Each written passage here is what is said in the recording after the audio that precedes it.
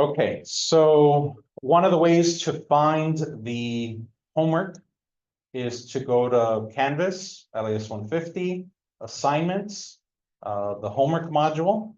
Again, if to see it in this view, you need to organize your view by type and not by date.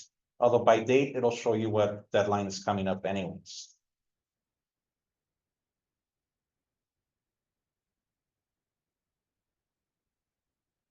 This is where you find the homework questions and the links to the two videos that you're expected to watch.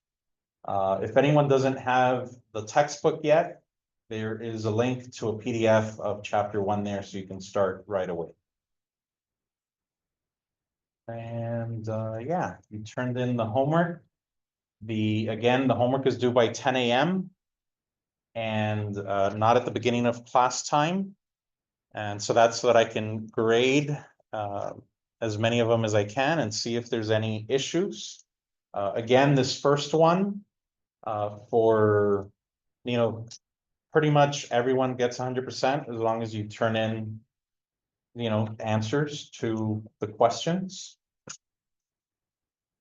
And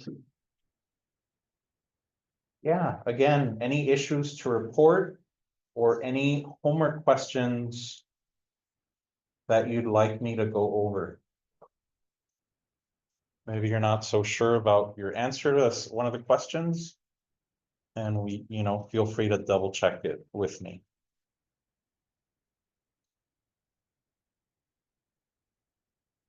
All right. Well then, let's take a look at this. For all your homework, you need to add your name and date. Why do I do that? Why do I ask you to put your name and date? Doesn't Canvas show me who turned it in and what day and time they did? Yes. The main reason I do it actually is because everything you submit gets turned into the Turnitin software. And when the Turnitin software gives you a percentage of how much of the assignment is identical to another source online.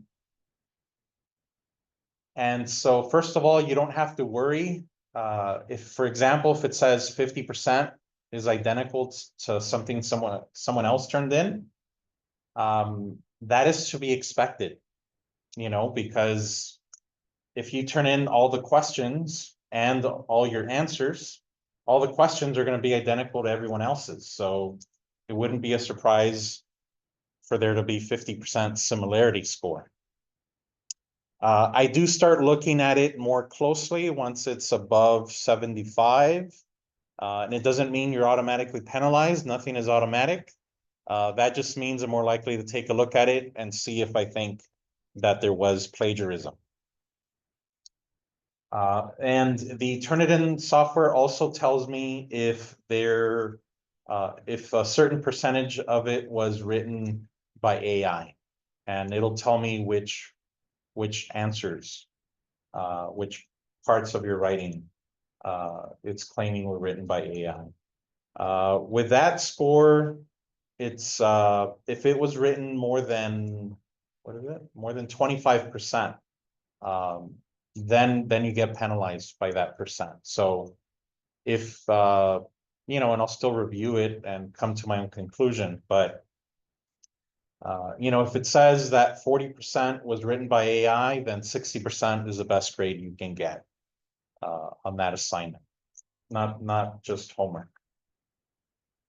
Oh, and yeah, back to why I asked you to put a name and date, because if you, so Turnitin, for example, might tell me, it might tell me that 90% is the same as someone else's work. And it'll show me the other sources with which it matches the most.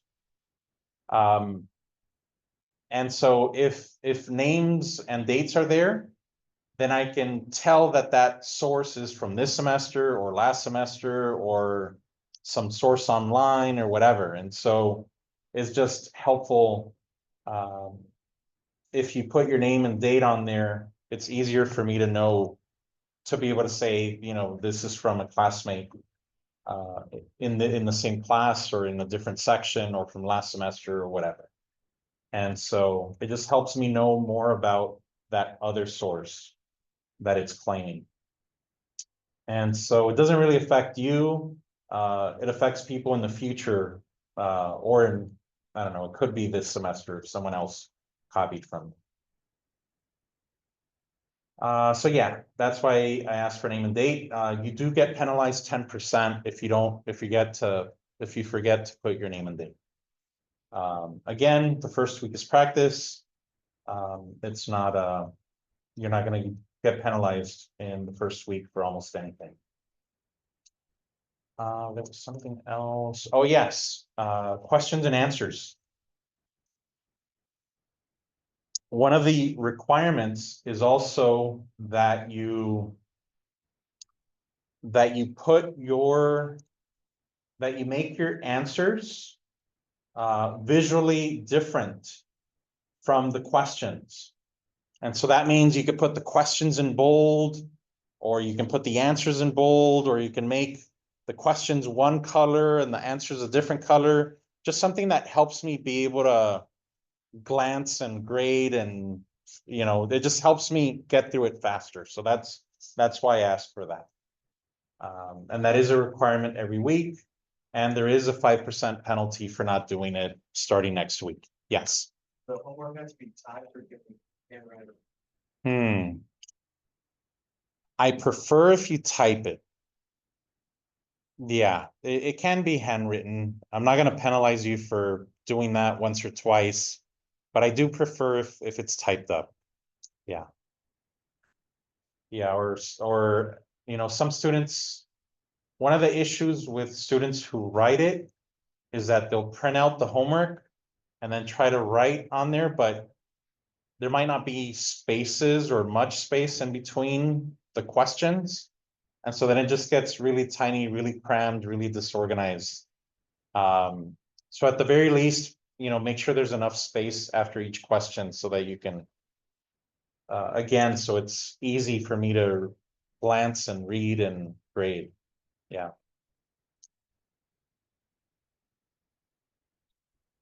Thank you for asking questions. Now let's look at, so that's all regarding the assignment. Now let's look at some specific parts of the homework. And so every day that you turn in homework, I do provide an opportunity for you to ask questions. And then there's usually things that I want to add to what Clawson covered in with regard to that topic. So yeah, first he talks about misconceptions. So you needed to kind of say what misconceptions Clawson introduced us to. Then why each one of them is outdated and inaccurate. Mexico City. And so this came from a photo caption. So a reminder to look at tables, charts, photo captions. About unevenness of change, some challenges, some progress, the core of Latin America, fringe areas of Latin America, subregions, and the Antilles that I mentioned already, the Greater Antilles and the Lesser Antilles. And then this, you know, this question is obviously open to opinions. So yeah, as long as you give what appears to be a sincere effort to answer the question, you're good about stereotypes. Then there are the questions based on the documentary, The Ancestors. It addressed the Anasazi. It addressed Cahokia.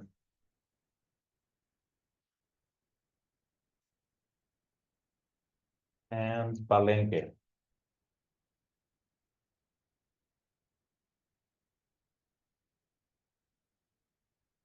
Any questions regarding that first documentary from the homework that you'd like to make or double check answers or anything? All right. So then there was the 19-minute TED Talk by Adichie, the danger of a single story. And some of the more difficult questions. It's actually surprising how often number 33 trips students, especially once the exam comes up.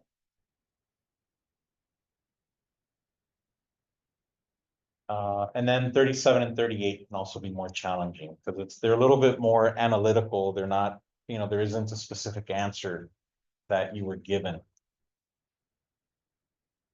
And so this single story is something that I want you to keep in mind when choosing your presentation topic, so that you want to make sure that you aren't reinforcing the single story of Latin America or specific Latin American countries. And so I want you to be aware of this. There's a purpose to watching that about the single story. And I think it's very applicable to when you choose your presentation topics and the way you present those topics. Again, any homework questions you'd like some help with?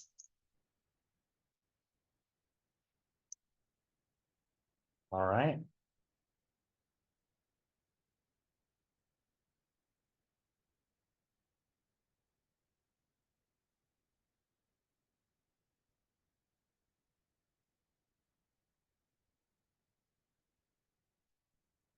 I'll start with the video, the ancestors. And this is a topic that I'll be coming back to. But again, the video, the ancestors, talked about these three, the Anasazi, Cahokia, and Palenque.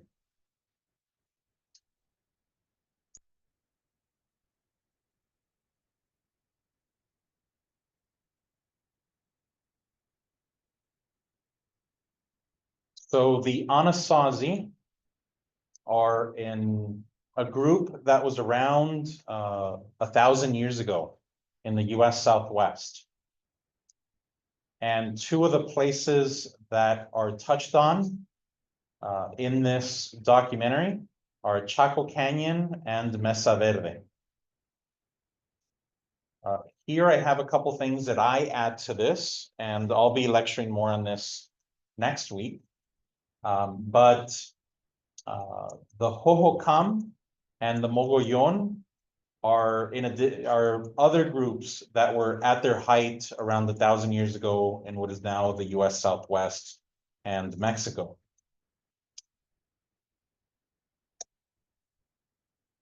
Although the documentary focuses just on the Anasazi.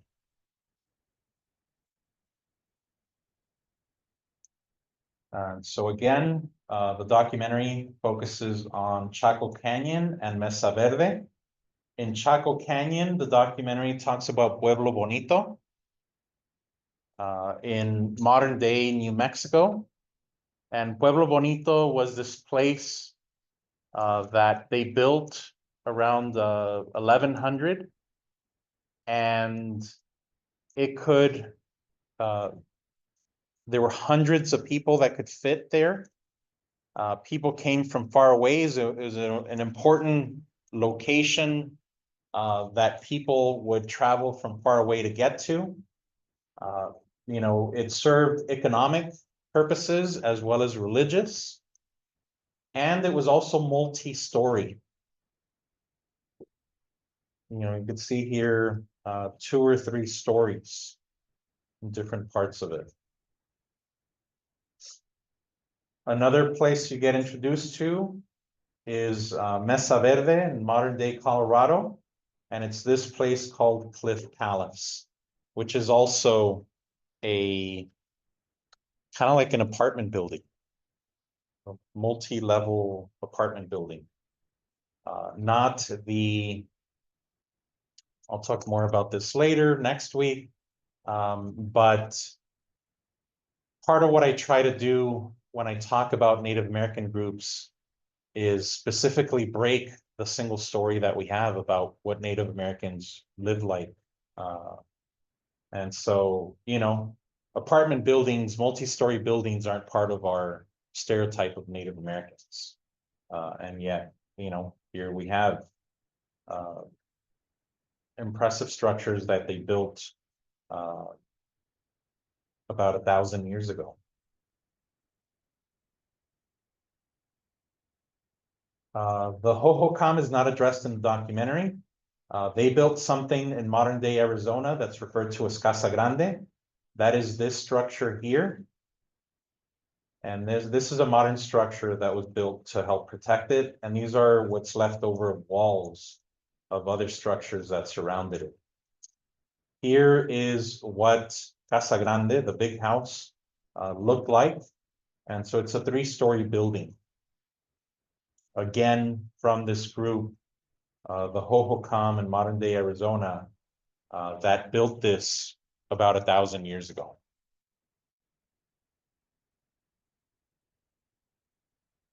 All right, another group.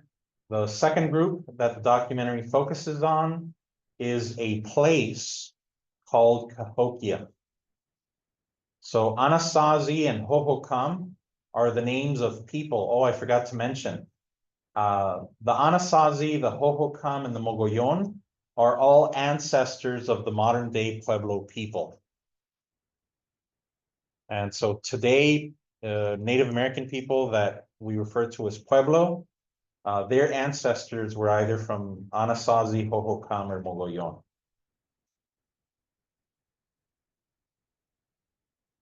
All right, so Anasazi is a reference to a group of people. Cahokia is the name of a city, not the name of the people who built it.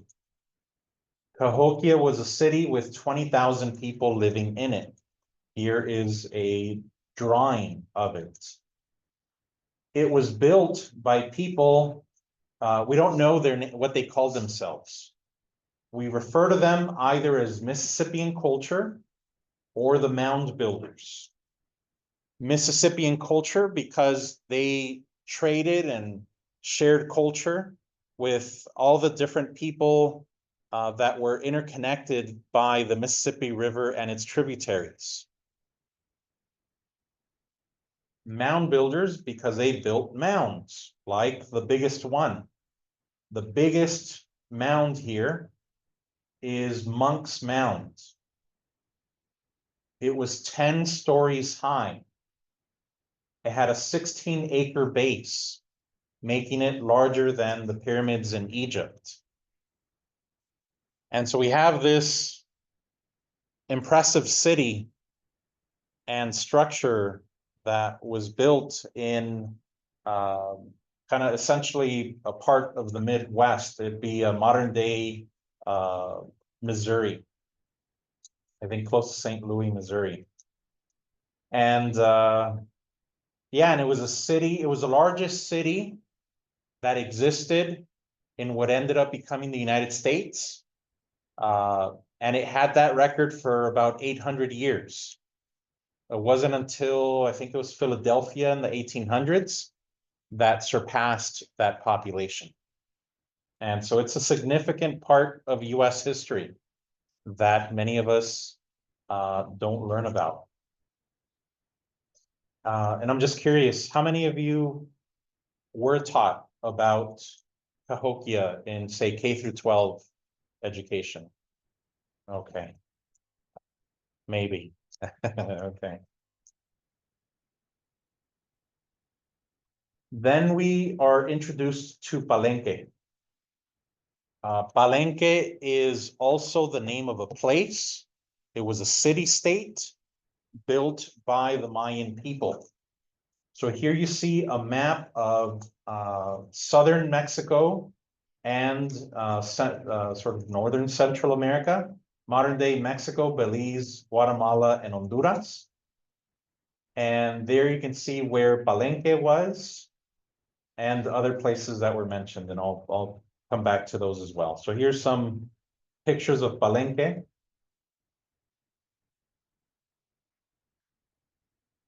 the city-state of Palenque was built by a Mayan group. The leader of that Mayan group was Pacal, which is Mayan for the word shield. The documentary tells us that someone discovered a tomb at the bottom of one of these pyramids. And it turns out that it was the tomb of Pacal. So here is a picture of the tomb. This is the top of the tomb. And one of the important things they discovered there is Mayan writing. We'll get more to this later, how the Spanish tried to destroy, especially during the Spanish Inquisition, tried to destroy every remnant, every book that they could find with Mayan writing, and there were at least hundreds. The Mayans had a complete written language. It's not just, I don't know, like hieroglyphics or sort of a limited number of images that mean something. It was a complete written language. And so that's the big discovery that was figured out with as a result of this. Other places that we're introduced to, in addition to Palenque, are Copan in modern day Honduras. And then there is Tikal, Piedras Negras, and Oaxactún in modern day Guatemala.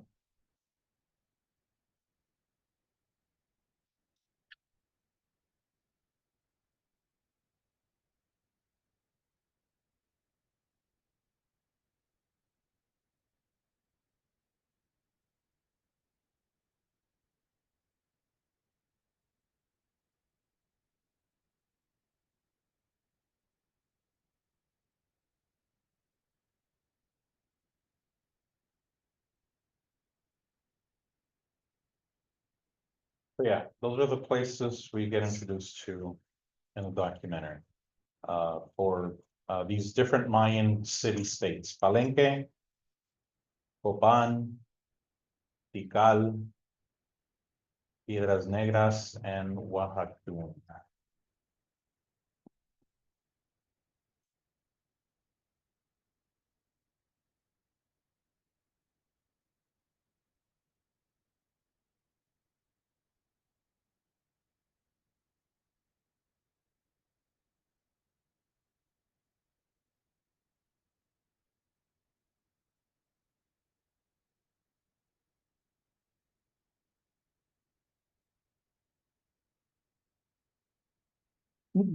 All right, so then the chapter 1 homework stuff.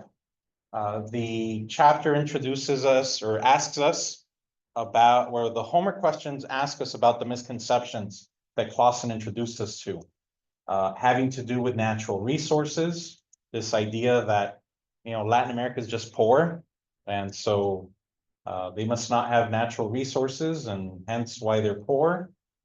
With regard to climate, this idea that Latin America is either a desert or a jungle. With leadership, this idea that they're all run by dictators. With religion, this idea that they're all Catholic. And so then Clawson talks about how they do have lots of natural resources. They do have lots of different types of climates, not just those two. That actually the overwhelming majority of Latin America has democratic governments, and in certain ways, they're both more democratic and more progressive than the US.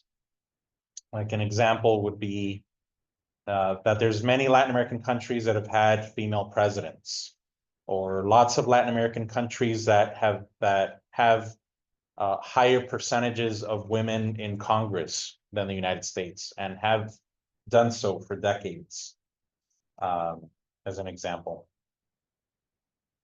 With regard to people, well, I'll ask you, were there stereotypes or misconceptions that Clawson talked about that you had never heard of before? You know, maybe some of these are old stereotypes, not current ones. And so, did anything stand out to you? Yes. Yes, thank you. Thank you. That is an old stereotype, and so hence something that we're not super familiar with anymore. But if I show you something, I think it'll become more familiar. Oh, that'll be this one.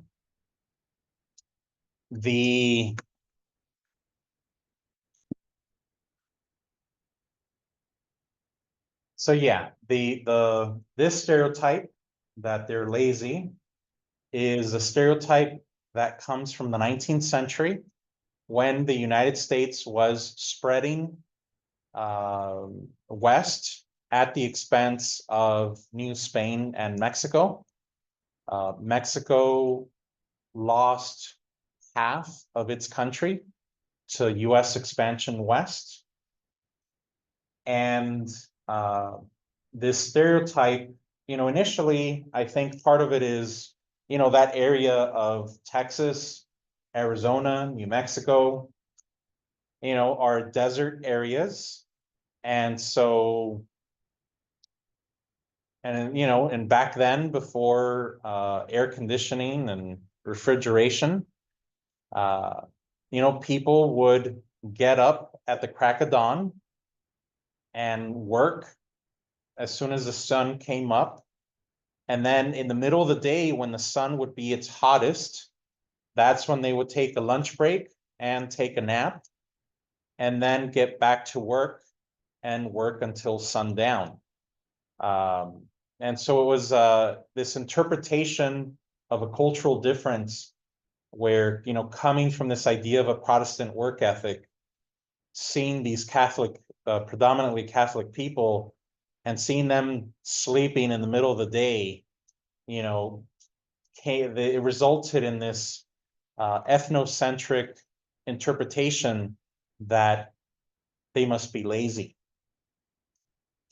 But I think part of what helps explain why this stereotype proceeded all the way until probably the 1970s. It was a very prominent stereotype of Mexican people. I think it's stereotypes serve a purpose. Stereotypes are not just, there's a reason that they become prevalent and that they continue to be repeated. And in the 19th century, it helped US citizens justify the taking of the land of Mexico's northern half. You know, with Manifest Destiny was this idea that, you know, Native Americans and Mexican people aren't putting it to good use. You know, we're hard workers. We're gonna, you know, do productive things with the land. And so, you know, they're lazy anyways. So we need, you know, we're gonna put it to better use. It's gonna be for their own good. You know, we're gonna bring prosperity. And so it falls into that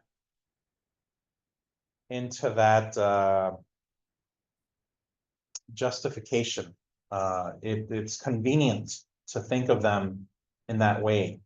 But it could also be helpful for us in retrospect to think of the idea that, you know, it can make us question, like, why, you know, what stereotypes do we have today? And do they serve a purpose today? You know, is it convenient for us to think of certain people in certain ways? You know, to help us pass national policies towards those people because of those stereotypes.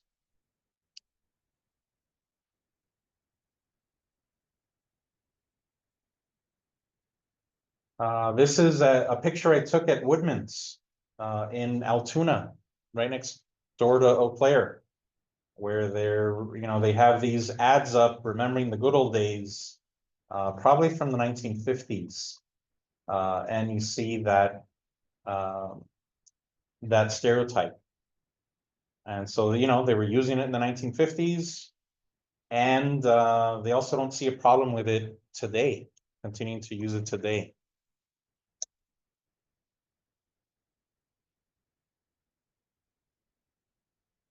A little bit more on Clawson. He's a geographer, and hence why he spends chapters 2, 3, and 4 on geography. In the past, I used to spend, a week per chapter, including those. But I don't do that anymore. You don't have to read chapters 2, 3, and 4. I will lecture on them, and I still share with you study guide questions to help you know what kind of things from lecture, what kind of questions you should be able to answer. But we don't spend that many weeks on geography anymore. We do spend probably 2 days, so 1 week. So he's a geographer. Again, each chapter approaches Latin America from a different theme, topic, major, discipline. Where 1 week it could be economics, and another week religion, another week geography, another week politics, another week health, and so forth. And I don't know of anyone that has, 13 PhDs and an expert in every discipline. So Clawson's expertise is geography. My expertise is history. He wrote the book quite a while ago, though. The first edition of this textbook was from the 1990s. And based on his pictures, his age, and the information in the book, even though it's been updated, this 6th edition is from 2018. I think most of his travels occurred in Latin America in the 1970s and 80s, right before publishing the first edition of this book. So I share that to say for you to keep an eye out for outdated information, outdated views. I try to bring your attention to them. I think they provide an opportunity for us to talk about them, like the example of this outdated stereotype of Latin Americans being lazy because of the heat. And so yeah, we work with it, but just be aware of that. The homework questions ask you to identify the core of Latin America. The core can be defined culturally as the places that were established, founded, modernized by the Spanish and the Portuguese.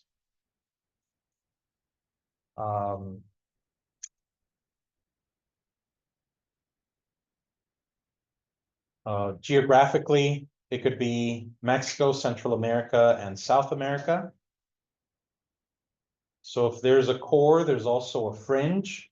There's 2 fringes, the Caribbean and the Southwestern United States. Now today, I'm curious what Clawson would think today, where Latinos are now almost 1 in 5 people in the US and spread throughout the country, not just primarily in the Southwest. So yeah, but anyways, he says historically it's been the Southwest and the Caribbean. Why the Caribbean? Because the Caribbean has a lot of islands that were established and modernized not by the Spanish and the Portuguese, but by other countries like the United States, or the Dutch, or the French, etc.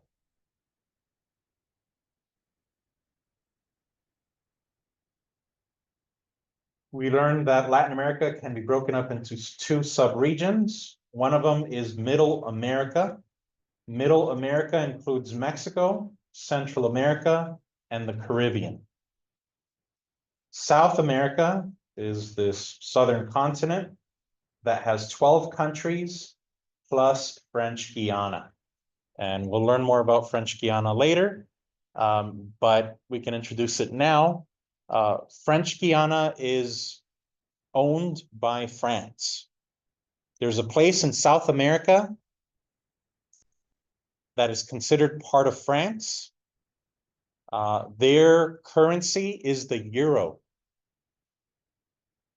Their capital is Paris.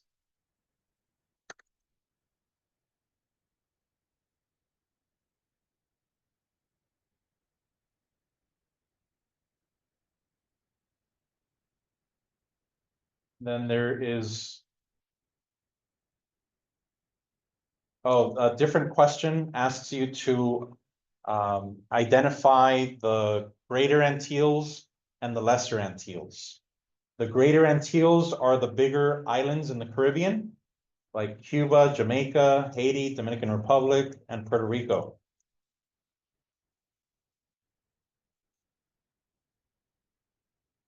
And again, this also shows it the way that you're going to be tested, where you don't have to know the individual islands of the Bahamas. You just need to know where the Bahamas are in general. And same thing with the Lesser Antilles. You don't have to know the individual Lesser Antilles, just know where they are. But here are the islands and countries in the Lesser Antilles. The Lesser Antilles, you'll learn, are also broken up into the inner arc and the outer arc. And we'll talk more about that. I don't think it was brought up in this homework. This homework didn't ask you about the origins of the Greater Antilles and the Lesser Antilles, right? Okay, I think it's the next one. All right, then we get to the stereotypes.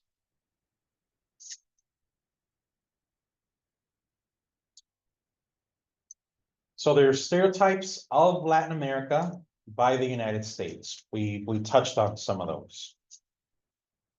Has anyone ever heard of any stereotypes of Latin America by Latin Americans? You know, like, do Guatemalans have a stereotype of Mexicans? Do Chileans have a stereotype of Argentinians? Has anyone ever heard any of those? Yeah. Uh-huh. That Dominicans talk fast. Okay. And does he have a certain influence from a specific other place? Oh, he's Dominican and he says Dominicans speak faster. Interesting. Say Argentinians are stuck up. Yeah. Argentinians are probably the most disliked. Because Argentinians, they consider themselves to be the whitest of Latin America. Yeah, they'll yes, like similar to how a lot of people will speak negatively of the French. Yeah, and Argentina will say that Buenos Aires is the Paris of Latin America. And so yeah, we used to have a professor in what used to be the School of Education from Chile. And then we had a person working in the library from Argentina. And the person from Argentina, I think, she said her name was Bashe. And the guy from Chile was like, she is not a sound in the Spanish language. Like, so it was like this this rivalry, this idea that, sort of based on their own stereotypes about each other. Anyone else ever heard any others? Okay. How about ourselves? The homework asked you, what are the stereotypes we have of ourselves? Anyone think of any? Yes, Ash. Eat a lot. We eat a lot. Eat a lot. And do you think that's something we have of ourselves or that others occasionally tell us? What do you think? A little bit of both. Okay. Adding on to that, I think that that's also rooted in just greed. Greed? Okay, so kind of like, they're called gluttony? Yeah. Sort of, okay. Lilia? That also comes in the finances, stereotypes of like businessman, like wealth stuff. Okay, okay. Yes. But do we say that about ourselves? You think so? Okay. Okay. Yes. And also say something about manners. I think when I was in Portugal, Uh-huh. like you couldn't use anything on sky, or like you couldn't add, or like when I was in London, you couldn't ask for ketchup because the cooks was in the pasta. Yeah, okay, okay, yes. Stuff.